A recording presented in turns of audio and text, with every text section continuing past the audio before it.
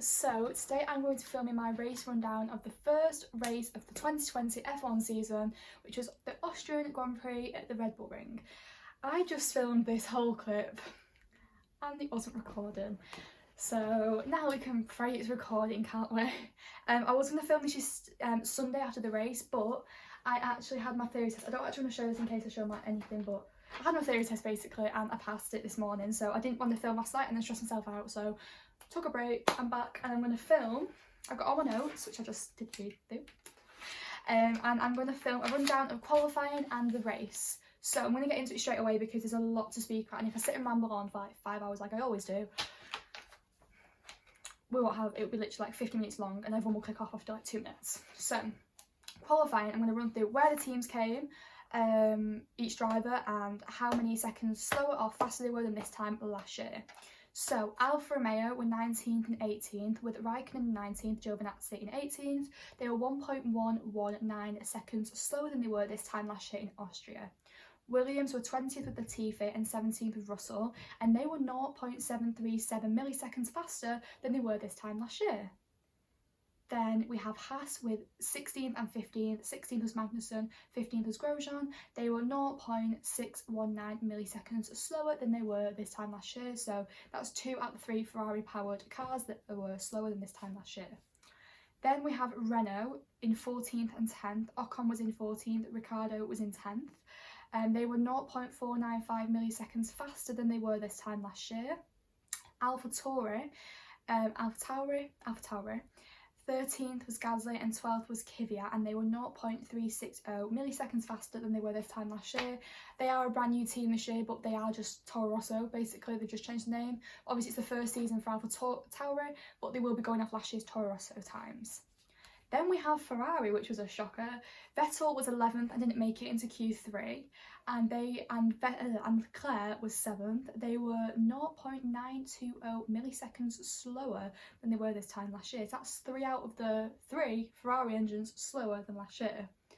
Racing Point were P9 and P6, Stroll was P9, Perez was P6, and they were 0.921 seconds faster than they were this time last year. There's a lot of speculation that they are literally just last year's Mercedes, but obviously, who knows? McLaren, Sainz was 8th and Norris, this was a shocker, was 4th, and they were 0.473 seconds faster than they were this time last year. Red Bull, Albon was 5th, Verstappen was 3rd. They were 0.038 milliseconds slower than this time last year, with something that, fine, obviously I'm a Red Bull fan, but with something that, the gap being that small, it could literally be, like on Max's fast lap, he made a slight error, it could literally be something like that, or something as minute as going on a curb, something like that, so yeah. And then Mercedes were 2nd and 3rd, Hamilton was 2nd, Bottas was pole, which is 1st, and they were 0.323 milliseconds faster than they were this time last year. Then, during qualifying, Bottas spun on his last lap. He still got pole though from his first lap that he did. There was a yellow flag that came out in Sector 2 and Sector 3, I think, or it could have just been Sector 2. Hamilton didn't adhere to the yellow flag and just carried on as normal. The stewards looked at it Saturday night, said no further action. Red Bull then took it to the stewards on Sunday morning, and about an hour before the race, and Hamilton was handed a 3-place grid penalty and he was put into P5, Max was P2, Norris was P3 and Albon was P4. So now on to the race. I've had to write it all down. Like most races you can just memorise what happened. This race was one heck of a race. So before the race, 14 drivers took the knee for racism and 6 didn't. The 6 that didn't were Verstappen, Kvyat, Raikkonen, Giovinazzi, Sainz, and I can't remember the last one. I'll put it up on the screen, but it was, and Charles Leclerc. Leclerc didn't take the knee. So they were the 6 drivers that didn't take the knee. The rest of the grid that took the knee against racism. So lap 14 is when everything started. Lap 14, Max's car failed. It went into, I don't really know what happened. It went into anti-stall quite a few times, and you could see it sort of like jerking in his seat, and then he went into anti-stall, and then he went into the pits to have a tyre change anyway, because they thought, why not? They then got, it the car started and it stops again and he was out. I'm pretty sure it was a hydraulic issue or something to do with hydraulics and anti-stall. There's that. Lap 19, Daniel had a very similar issue with his power unit. He was out, so that's the Honda and the Renault engine out. Lap 20, Lance Stroll had another issue and he was out with the Mercedes engine. Lap 23, Grosjean had a spin. It's normal, it's Grosjean, who expects less? He's a good driver, but you know, you just expect a spin from Grosjean at this time. Lap 26, Kevin Magnussen in the Haas is out, his brakes failed. His brakes failed. Kvyat went for an overtake, Magnussen went to brake and he just went straight on. Then that brought out the safety car. When the safety car went in, Vettel went for an overtake on Sainz. Sainz is who obviously was replacing him. He then spun. It was a rookie mistake. P15 is where Vettel was at this point. This is lap 20, probably about lap 30 at this point. Then it was quite normal, just normal pit stops, went on for a bit. Then lap 51, Grosjean retires, and in the same lap, Russell has no power and has to retire and pull over, which in result brings out the safety car. The safety car comes out, Albon pits for soft tyres, so they changed his strategy. So he'd already pitted for medium tyres in the first safety car, they then changed his strategy so he could win the race on soft tyres because he had 20 laps. Yeah, about 20 laps on soft tyres to win the race, and he was in third at this point. No, he was in fourth when he pitted, which would have been easy to do. Then the safety car comes in lap 50, just going on to lap 55. Kimi Raikkonen's wheel, his tyre, flies off the car, fully just flies off. At this point, just as this happens, the safety car restart happens. So as the safety car restart happened, that's when his wheel flew off, right in front of Vettel, and obviously he crashed out. But at this point, Alex Albon had just overtaken Sergio Perez. Then it came on his dash that it was the, what's it called? It came on his dash that the safety car was out. Alex slowed before Sergio Perez did, which then Perez overtook him when the safety car came out, which was a whole thing. Then Alex took the position back under safety car. Red Bull allowed him to take the position back through race control, but Perez wasn't alerted of this. Then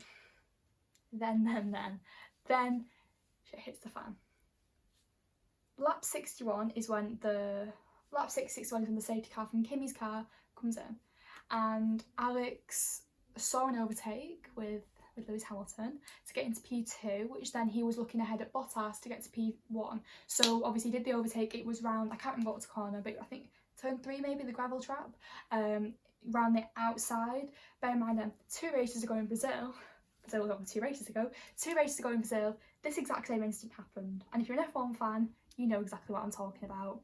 Alex had got the overtake done. He was basically a whole car length in front of Lewis. We'll call it a whole car length. It was just his tyre that wasn't in front of Lewis, his back tyres. And then Lewis just goes into him again. This was Alex Albon's second time of getting a podium, and the second time that Lewis Hamilton has turned into him when he's getting a podium. Which, for a Red Bull fan, Max is already out, Alex is my only hope, and Alex is now in P12 because there's only 13 cars left at this point, so it wasn't really going well. So that broke my little heart for that lad, and he then proceeds to shout over the radio that it's a sore loser, and I don't blame him. Hamilton then in return got a 5-second penalty for this. I can't say a 5-second penalty was enough. It's the second time that Alex doesn't score points now because of something like this. Brazil, like Alex said, was 50-50, whereas this one was more cut and dry. He was ahead and he had the outside line, and it wasn't as if you couldn't see him, he was in his blind spot. If you go and watch it, he was ahead. That lad was ahead. So yeah. Then, yeah, I'm not dishing out blame, but I do think it's Lewis's fault, and he hasn't apologised, and I do think that's just really immature. He's been racing for, he's 34 or 35, he's been racing since he was he's been racing for years, since he was 12 obviously. He signed for McLaren at 12, but he's been racing in F1 since he was 23, 24, so he's been racing in F1 for at least 10 years. He's a 6-time world champion. I don't really think there's any excuse for rookie mistakes like that as a 6-time world champion, especially driving into literally a rookie, this is like Alex Albon's 22nd F1 race. I think it's ridiculous. So yeah. Then lap 64, Leclerc got up to P4 and passed Norris, I think. And then at 65, he got up to P3 and passed Perez. And then this is when this is when my heart was full again. So Lewis got a 5-second penalty and Sergio Perez got a 5-second penalty for speeding in the pit lane. At this point, Norris overtook Perez for P4. Lewis had his 5-second penalty and Lewis was second, Norris was fourth. Obviously at this point Norris is like in touching distance of this first ever podium, and this lad, when I mean he pulled it out of the bag, I mean that lad pulled it out of the bag. So he was 6.1 seconds behind Hamilton at this point. So at this point he wasn't on the podium and Hamilton was still on the podium. He then in his final lap whipped out the fastest lap of the race. So he got the fastest lap point and he got to just under 5 seconds behind Hamilton with that lap. So then Lando Norris got his first ever F1 podium because of Lewis's penalty. And every time McLaren seems to get a podium, it's when Lewis and Alex come together. Just saying, the 2 times they've got a podium in the past 3 races. So the end result was Bottas P1, Leclerc P2 and Norris P3. Lewis was then P4 and then I think Perez was still P5. Don't hold me hands, but I don't know after that, just because I was more interested in the top 3. 11 cars finished, so Max didn't finish, Daniel didn't finish, Lance didn't finish, Roman Grosjean didn't finish, Kevin Magnussen didn't finish, Kimi Räikkönen didn't finish, and Alex had a DNF as well, so that's 7, that's the, I can't remember. He had a DNF. With the contact with Lewis, it caused him to DNF. So, yeah, that's 7. There's like another 2 drivers, I just can't remember. Oh, I can't remember who else was out. There's a lot of people out in that race. Someone from every power unit was out. Oh, Danny Kvyat was out. He had some contact with Vettel on like lap 60. And it then caused him to go straight on. Was it straight on? Yeah, it caused him to go straight on. And then he was out too. So yeah, that is my rundown of the first race of the 2020 season. I really hope you enjoyed it. If you did, please let me know, because I'm going to do these every week, and I'm also going to upload on Thursday my predictions this week were so off, but I'm going to do another predictions. So really hope you enjoyed this video. If you did, please make sure you hit the thumbs up button and comment and let me know.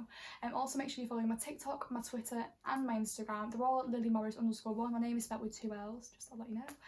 I really hope you enjoyed watching this. I enjoyed filming it because F1 is my passion and my channel can finally get started properly. Thank you so much for watching. If you enjoyed this, like I said, hit the notification bell, subscribe if you want. Thank you so much for watching. Bye.